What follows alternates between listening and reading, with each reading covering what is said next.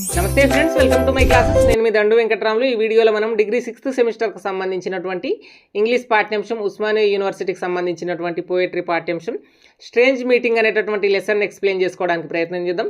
ఈ లెసన్కి సంబంధించినటువంటి సమ్మరీని మీకు అబౌట్ ది ఆథర్ కంప్లీట్గా చెప్పడానికి ప్రయత్నం చేస్తాను. ఈ పాఠ్యాంశాన్ని విల్ఫ్రెడ్ ఓవెన్ అనేటటువంటి రచయిత రచించడం జరిగింది. ఈ పాఠ్యాంశానికి సంబంధించినటువంటి A to Z టాపిక్లు మీకు కీవర్డ్స్తో తెలుగు మరియు ఇంగ్లీష్ రెండు మీడియాల్లో చాలా చిన్న కథ. ఇది చాలా సింపుల్గా అర్థమయ్యేటటువంటిది. స్ట్రేంజ్ మీటింగ్ అనేటటువంటిది లెసన్ టైటిల్ ఏం చూడండి. స్ట్రేంజ్ మీటింగ్ అంటే ఒక విచిత్ర సమావేశం, ఇద్దరు సోల్జర్స్కి మధ్య జరిగినటువంటి ఒక విచిత్ర సమావేశం. ద ప్రజెంట్ లెసన్ అయినటువంటి strange meeting which was written by Wilfred Owen. Wilfred Owen అనేటటువంటి రచయిత ఒక సోల్జర్ అనమాట. మీరు స్క్రీన్ మీద చూస్తున్నట్లు ఒక సైనికుడు అనమాట. ఆ సైనికునికి మరొక వ్యక్తికి మధ్య జరిగినటువంటిది ఒక యుద్ధానికి సంబంధించినటువంటిది అనమాట. సో మీకు ఈజీగా అర్థమయ్యే టాపిక్గా మీకు ఎక్స్ప్లెయిన్ చేయడానికి ప్రయత్నం చేస్తాం. మనం మొదట అబౌట్ ది ఆథర్ చూద్దాం. అబౌట్ ద పోయెట్, ఎందుకంటే ఇది పోయట్రీ పాఠ్యాంశం కాబట్టి. సో ఇక్కడ Wilfred Edward Salter Owen was an English poet and soldier. అంటే ఇతను ఆంగ్ల కవి మరియు సోల్జర్ అని, సైనికుడు అని చెప్పుకోవచ్చు. Owens as born 18 March 1893 in Oswestry Shropshire. అంటే ఇతను ఆస్ట్రేస్ట్రీ అనేటటువంటి సోప్స్పైర్ అనేటటువంటి ఇంగ్లాండ్ ప్రాంతంలో జన్మించడం జరిగిందనమాట. సో ఇతను వార్ పోయెట్, అంటే యుద్ధానికి సంబంధించినటువంటి రచనలు చేసినటువంటి వ్యక్తి అనమాట.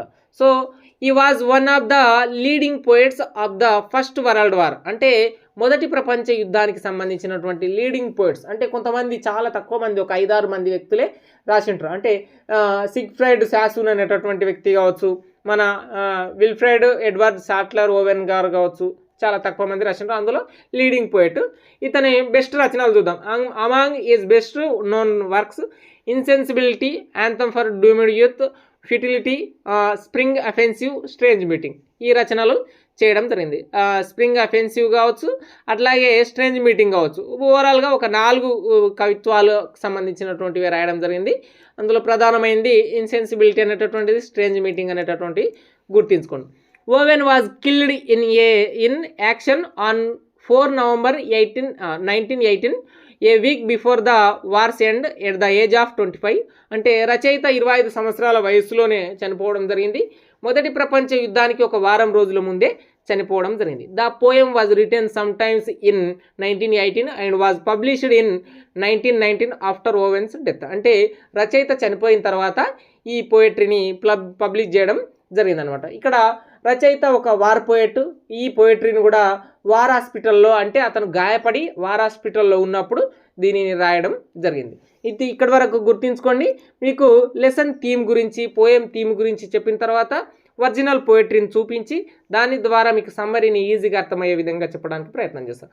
సో ఈ పోయట్రీలో 2 క్యారెక్టర్లు ఉండడం జరుగుతుంది. ఒకటి స్పీకర్ అయితే మరొకటి డెడ్ సోల్జర్, అంటే చనిపోయినటువంటి వ్యక్తి ఉంటాడు అనమాట. అంటే ఒక చనిపోయినటువంటి వ్యక్తికి ఒక బతికున్నటువంటి వ్యక్తికి మధ్య జరిగినటువంటి సంభాషణ కాబట్టి విచిత్ర సమావేశం, స్ట్రేంజ్ మీటింగ్ అనేటటువంటి టైటిల్తో ద ప్రజెంట్ పోయం అయినటువంటి స్ట్రేంజ్ మీటింగ్ని విల్ఫ్రెడ్ ఎడ్వర్డ్ సాల్టర్ ఓవెన్ అనేటటువంటి రచయిత రాయడం జరిగిందనమాట. సో పోయం థీమ్ చెప్పే ముందు మనకు మొదటి ప్రపంచ యుద్ధం అనేటటువంటిది 1914 ఆగస్టు నుంచి 1918 నవంబర్ వరకు జరిగిందనమాట. సో మన రచయిత విల్ఫ్రెడ్ ఓవెన్ కూడా బ్రిటిష్ పోయెట్ కాబట్టి మొదటి ప్రపంచ యుద్ధం 1914 నుంచి 18 మధ్య జరిగితే ఇతను 1915లో బ్రిటిష్ తరపున పాల్గొన్నటువంటి ఒక సైనిక వ్యక్తి.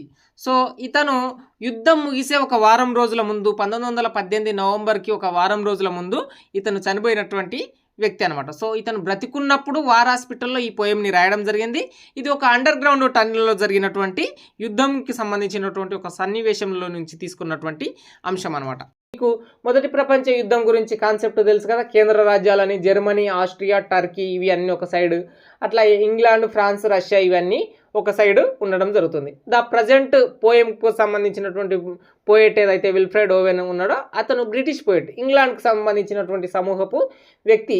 చనిపోయినటువంటి వ్యక్తి జర్మనీకి సంబంధించినటువంటి వ్యక్తి అనమాట. సో ఇందులో ఏముంది అనేటటువంటిది చూసినట్లయితే Wilfred Owen war poem strange meeting explore the destructive consequence of war and fertility of violent conflict. అంటే ఇది యుద్ధ వ్యతిరేకత గురించి మరియు యుద్ధంలో జరిగేటటువంటి వినాశకం గురించి చెప్పడం జరుగుతుంది. ఇందులో హ్యుమానిటీ గురించి, humanity that cuts across enemies lines అనేటటువంటి కాన్సెప్ట్ గురించి చెప్పడం జరుగుతుంది. The poet's antiwar message challenges the glorification of war and emphasize the need for compassion and peace. అంటే కరుణ మరియు శాంతి గురించి ఈ పోయం అనేటటువంటిది ఎక్స్ప్లోర్ చేయడం జరుగుతుంది. Is personal experience with the horrors of first world war. అంటే ఇతని యొక్క పర్సనల్ ఎక్స్పీరియన్స్, ఎందుకంటే మొదటి ప్రపంచ యుద్ధంలో ఇంగ్లాండ్ నుంచి పాల్గొన్నాడు మరియు 1918 నవంబర్ కంటే ముందే ఒక వారం రోజుల ముందు చనిపోయిండు. సో ఈ పోయం గురించి చూస్తే the poem was written sometimes in 1918 and published 1919 after Owen's death. ఆ వార్ హాస్పిటల్లో ఇతను చనిపోయే ముందు రాసినటువంటి పోయిటరీ, అతను చనిపోయిన తర్వాత పబ్లిష్ చేయబడినటువంటి పోయిటరీ. ఇక్కడ మీకు లెసన్ యొక్క ఒరిజినల్ పోయం మీరు స్క్రీన్ మీద చూస్తున్నట్లు ఇక్కడ స్క్రీన్ మీద కనిపించేదే ఒరిజినల్ పోయం. ఈ దీంట్లో మీకు స్టాంజల్గా కీవర్డ్స్తో ఎక్స్ప్లెయిన్ చేస్తా. ఇక్కడ చాలా సింపుల్ మ్యాటర్. ఈ యొక్క ఇమేజ్ని చూడండి. ఒకటి ఏదైతే చనిపోయినటువంటి వ్యక్తి, డెడ్ సోల్జర్ మరియు బ్రతుకున్నటువంటి స్పీకర్. ఇక్కడ క్యారెక్టర్లు రెండే, చనిపోయినటువంటి సోల్జర్ మరియు బ్రతుకున్నటువంటి స్పీకర్ మధ్య జరిగినటువంటి కన్వర్జేషన్ అనమాట. సో ఒరిజినల్ పోయిటరీలో ఏమున్నది అనేటటువంటిది చూద్దాం. It seemed that out of the battle I escaped down some proper dull tunnel అని ఈ విధంగా స్టార్ట్ అయినటువంటి ఈ పోయిటరీలో మనం స్టాంజల్గా సమ్మరీని ఎక్స్ప్లెయిన్ చేసుకుందాం. సమ్మరీ చూడండి, కీవర్డ్స్ కూడా సైడ్లో మీకు కనబడతాయి. అట్లాగే the present poem strange meeting written by Wilfred Owen. ప్రస్తుత రచయితకు సంబంధించినటువంటి పోయం స్ట్రేంజ్ మీటింగ్ అని గుర్తుంచుకోండి. The poem shows that war is pointless and destructive. అంటే యుద్ధం ఒక వినాశనకారి, అవసరమైనటువంటిది కాదు. Wars are waged by rulers for their selfish interest. అంటే పాలించేటటువంటి వ్యక్తుల యొక్క సొంత ఆలోచనలు, సొంత అభిప్రాయాలతో వ్యక్తులు అనవసరంగా చనిపోతున్నటువంటి దుశ్చర్యగా ఇక్కడ మనకు విల్ఫ్రెడ్ ఓవెన్ గారు చేయడం జరుగుతుంది. It only kills soldier but also destroy there dreams, hopes and potential to build a better world. అంటే వాళ్ళ యొక్క కళల్ని, వాళ్ళకు సంబంధించినటువంటి ప్రపంచాన్ని మొత్తాన్ని చంపివేస్తుంది. ఒక వ్యక్తికి మధ్య ఎటువంటి శత్రుత్వం లేకుంటుంది, కానీ వాళ్ళు దేశాల వైపున నిలబడి కొట్లాడి చంపివేసుకుంటున్నారు. ఆ చంపివేసుకుంటున్నప్పుడు ఒక వ్యక్తికి ఏదో క్రియేటివ్ ఉంటుంది, ఒక కళాత్మకమైన ఉంటుంది. ఒకరు డ్రాయింగ్ మంచిగా చేయగలుగుతారు, ఒకరు మంచిగా గేమ్స్ ఆడగలుగుతారు. వాళ్ళు చంపివేయబడుతున్నారు ఎందుకంటే చిన్న ఏజ్లోనే యుద్ధానికి వాళ్ళని యూత్నంతా తీసుకెళ్తున్నారు. సో మన రైటర్ కూడా 25 సంవత్సరాల వయసులోనే చనిపోయింది కదా, అతని యొక్క పర్సనల్ ఎక్స్పీరియన్సే ఈ పోయం అనమాట, ఆ వార్ హాస్పిటల్లో రాసింది. So Wilfred Owen's strange meeting is a very effective antiwar poem. అంటే ఇది ఒక బలమైనటువంటి యాంటీవార్, అంటే యుద్ధ వ్యతిరేకమైనటువంటి పోయం. అంటే యుద్ధానికి సంబంధించినటువంటి లెగసీని గురించి ఏమీ చెప్పదు. That explore shared humanity between the soldiers on either side of the war. అంటే సోల్జర్స్ యొక్క మరో కోణాన్ని చూపిస్తుంది. అంటే వాళ్ళ డ్రీమ్స్, వాళ్ళ హోప్స్ అన్నీ చనిపోతున్నాయి, వాళ్ళ పొటెన్షియల్ ఎనర్జీ కావచ్చు, వాళ్ళ పొటెన్షియల్ అంతా వెళ్ళిపోతుంది అనేటటువంటిది చెప్తుంది అనమాట. ఇక్కడ చూడండి, హ్యుమానిటీ మరియు స్ట్రేంజ్ మీటింగ్ అట్లాగే డ్రీమ్స్, హోప్స్ అనేటటువంటివి కీవర్డ్స్గా గుర్తుంచుకోండి. సో ఇక్కడ మీకు స్క్రీన్ మీద కనిపిస్తున్నట్లు ఇది మొదటి 2 స్టాంజాస్కు సంబంధించినటువంటి సమరీలో ఉన్నటువంటి lines. The first 2 stanzas of strange meeting involves the speaker's travelling down a tunnel that is evocative of a front line trench. ఇక్కడ చూడండి, it seemed that out of the battle I escaped down some proper dull tunnel long since scooped through granites which titanic wars had groined అని చెప్పి ఏదైతే ఉందో, అయితే war జరిగినటువంటి ఆ ప్రాంతంలో చనిపోయినటువంటి శవాలు ఏవైతే ఉంటో ఆ శవాలని ఒక సొరంగంలో పడేసేటటువంటి వాళ్ళు అనమాట. ఆ పడేస్తున్నప్పుడు ఈ మన సోల్జర్ ఏదైతే స్పీకర్ ఉన్నారో అతను కూడా ఆ సొరంగంలోకి వెళ్ళిందనమాట. వెళ్ళినప్పుడు అది ఒక హెల్ లేక కనిపించింది, అది హెల్ లేక నరకం లేక కనిపించింది. ఆ నరకంలో శవాల దిబ్బలు గుట్టలు దిబ్బలుగా ఉన్నాయి. అంత నిశ్శబ్దం, అంత రక్తం లేని వాతావరణం, అంతా అంటే రక్తపచాయాలన్నీ ఎండిపోయి ఉంటాయి. ఆ చనిపోయినటువంటి వ్యక్తులు ఆ దాంట్లో సమూహంలాగా ఆ సొరంగం లోపల ఉండింటారు. మన స్పీకర్ లోపలికి వెళ్ళినప్పుడు ఒక డెడ్ సోల్జర్ లేచి మాట్లాడుతుంది అనమాట. సో మన స్పీకర్ కూడా నేను కూడా నరకంలోకి వచ్చిన, నేను కూడా చనిపోయిన అనేటటువంటి భావనలో ఉంటాడనమాట. ఆ డెడ్ సోల్జర్ ఎవరైతే ఆపోజిట్ పర్సన్ ఉంటాడు కదా, అతన్ని కలుసుకుంటాడు. కలుసుకున్నప్పుడు వాళ్ళిద్దరూ మాట్లాడుకున్నటువంటి సంభాషణ.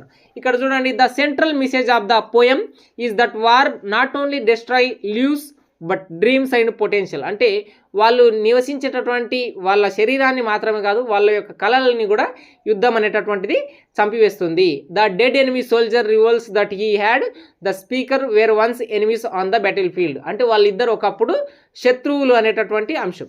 But in death they are united by a common understanding. అంటే వాళ్ళిద్దరు చనిపోయిన అనే భావజాలంలో ఒకరు చనిపోయినరు, ఒకరు స్పీకర్ అనేటటువంటి వ్యక్తి చనిపోలేడు, కానీ నేను నరకంలోకి వచ్చిన అనేటటువంటి మైండ్ సెట్తో ఉన్నాడు. అప్పుడు వాళ్ళు ఒక కామన్ అండర్స్టాండ్తో వాళ్ళు చనిపోయినమనేటటువంటి భావజాలంలో వాళ్ళిద్దరూ ఎనిమిస్ లాగా చూసుకోకుండా వాళ్ళిద్దరూ మాట్లాడుకున్నారు, వాళ్ళిద్దరూ షేర్ చేసుకున్నారు. ఇక్కడ ద ఎనిమీ సోల్జర్ స్పీక్స్ అంటే ఆ చనిపోయినటువంటి ఎనిమీ సోల్జర్ మాట్లాడి అతనికి ఉండేటటువంటి ఓప్స్ ఏదైతే ఉంటాయో, అతనికి ఉండేటటువంటి క్రియేటివిటీ ఏదైతే ఉంటుందో, అతనికి ఉండేటటువంటి అందం అంటే అతను ఆ అందాన్ని అభివర్ణించేటటువంటి తీరు ఏదైతే ఉంటుందో, అతనికి ఉండేటటువంటి శాంతి ఏదైతే ఉంటుందో అవన్నీ వెళ్ళిపోయినాయి అని చెప్పి మన స్పీకర్కి చెప్తాడు. అంటే ఇక్కడ ఒక అందమైనటువంటి ప్రపంచాన్ని అతను చూడాలనుకుంటాడు, ఒక గొప్ప నాలెడ్జ్ని ప్రపంచానికి అందియాలని ఆ డెడ్ సోల్జర్ అనుకుంటాడు. కానీ అవన్నీ కళలుగానే మిగిలిపోతాయి, ఆ కళలన్నీ చనిపోయబడి ఉంటాయి, ఎందుకంటే ఆ వ్యక్తి చనిపోయింది కాబట్టి. సో ఇక్కడ ఆ వ్యక్తి ఎట్లా చనిపోయింది అనేటటువంటిది ఫైనల్ లైన్ ఉంటుంది అనమాట. సో ఇక్కడ వాళ్ళిద్దరు ఒకరినొకరు సెల్ఫీస్గా ఎవరో రూలర్స్ తీసుకున్నటువంటి డిసిజన్ వల్ల వాళ్ళు ఆ బ్యాటిల్ ఫీల్డ్లో పాల్గొని వాళ్ళు చనిపోతున్నారు. కానీ ఇక్కడ ఒక కామన్ అండర్స్టాండ్తో డెత్ ఏదైతే చావు సమయంలో వాళ్ళిద్దరూ మంచిగా మాట్లాడుకుంటున్నారు అనమాట. So dead enemy soldier, dreams, common understanding, అది ఒక నరకం లేక భావించారు హెల్, మరియు సైలెన్సెస్ క్రియేటివిటీ అంటే చనిపోయినటువంటి వ్యక్తికి ఉన్నటువంటి క్రియేటివిటీ మొత్తం నశించింది అనేటటువంటి కంటెంట్. సో ఇక్కడ వాళ్ళిద్దరు మాట్లాడుకుంటున్న తర్వాత వాళ్ళిద్దరూ సింబలైజ్ డెడ్ ఎనిమీస్ ఏదైతే ఉన్నారో వాళ్ళిద్దరూ సంఘీభావంగా అంటే రీకన్సిలియేషన్గా వాళ్ళిద్దరూ మాట్లాడుకున్నారు. వాళ్ళిద్దరికి ఉన్నటువంటి మొత్తం షేర్ చేసుకోగలిగినారు. వాళ్ళిద్దరూ నేను పలానా కావాలని అనుకునేటి, నేను పలానా కావాలని అనుకున్నా, కానీ చనిపోయినాం, మనం ఏం చేయగలుగుతాం అనేటటువంటిది ఫేస్ టు ఫేస్ వాళ్ళు ఇద్దరు రియలైజ్ అయ్యి వాళ్ళు ఒక కామన్ అండర్స్టాండింగ్తో వాళ్ళు నరకంలో ఉన్నటువంటి భావజాలంలో వాళ్ళిద్దరూ మాట్లాడింటారు. ఇక్కడ మ్యాన్హాలిక్, రీకన్సిలేషన్ మరియు డెడ్ ఎనిమీస్ అనేటటువంటి కంటెంట్. సో ఇక్కడ జర్మన్కి సంబంధించినటువంటి సోల్జర్ కావచ్చు మరియు ఇంగ్లాండ్కి సంబంధించినటువంటి సోల్జర్ వాళ్ళిద్దరూ మాట్లాడుకున్నారని గుర్తుంచుకోండి. మాట్లాడుకొని వాళ్ళిద్దరికి అన్నీ షేర్ చేసుకున్న తర్వాత చనిపోయినటువంటి ఆ సోల్జర్ ఎవరైతే ఉన్నారో అతను ఏమంటుండంటే, మిత్రమా ప్రీవియస్ డేలో నన్ను చంపింది నువ్వే కదూ అని అంటున్నాడు అనమాట. చూడండి final line, I am the enemy you killed my friend. అంటే నేను నీ చేత చంపబడినటువంటి శత్రువుని మై ఫ్రెండ్, నేను నీ చేత చంపబడినటువంటి శత్రువుని మై ఫ్రెండ్ అని చెప్పి ఆ డెడ్ ఎనిమీ సోల్జరు చెప్పడం జరుగుతుందనమాట. ఇది ఫైనల్గా అనమాట. సో వాళ్ళిద్దరు ఎంత మాట్లాడుకున్నా, వాళ్ళిద్దరికి ఒకరికొకరికి సంబంధం లేకున్నా వాళ్ళిద్దరు ఒక కామన్ అండర్స్టాండ్తో చావు సమయంలో మాట్లాడుకున్నారు.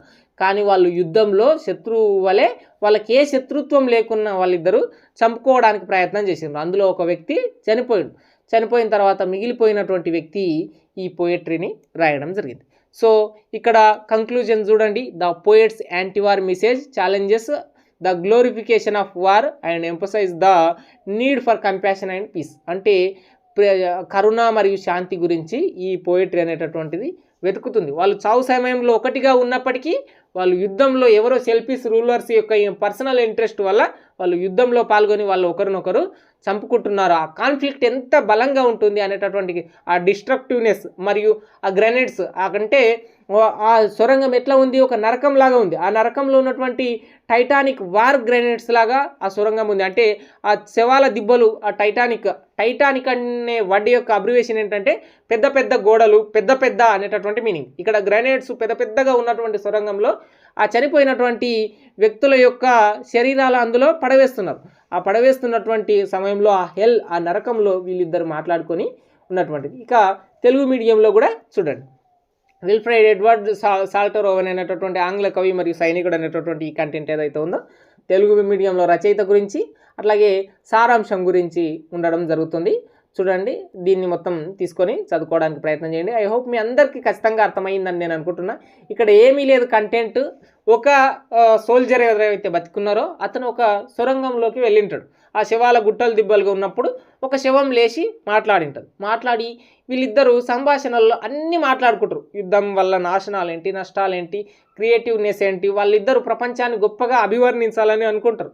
కానీ అందులో ఒక వ్యక్తి చనిపోయింటాడు. చనిపోయినటువంటి వ్యక్తి ఇవన్నీ నేను రేపు బ్రతికుంటే ఇవన్నీ చేయగలుగుతుంటే, నేను క్రియేటివిటీతో నేను ఏదో చేయగలుగుతుంటే, అందాన్ని అంత ప్రపంచాన్ని వర్ణించగలుగుతుంటే అని చెప్పి చెప్తాడు. ఆ చెప్పి లాస్ట్కి ఏమంటాడు, I am the enemy you killed my friend, నేను నీ శత్రువుని నీ చేత చంపివేయబడ్డ మై ఫ్రెండ్ అని చెప్పి వాళ్ళు చావు సమయంలో ఒక కామన్ అండర్స్టాండ్తో ఒక హెల్ ప్రాంతంలో వాళ్ళు నివసించి ఈ పోయం అనేటటువంటిది సాగడం జరుగుతుంది. వెల్ఫ్రెడ్ ఓవెన్ అనేటటువంటి ప్రస్తుత రచయిత కూడా వార్ హాస్పిటల్ ద్వారా అతను బ్రతుకున్నప్పుడు ఇది రాయడం జరిగిందని గుర్తుంచుకోండి. సైనింగ్ అవుట్, నేను మీ దండు Venkataramulu. Please do subscribe my channel.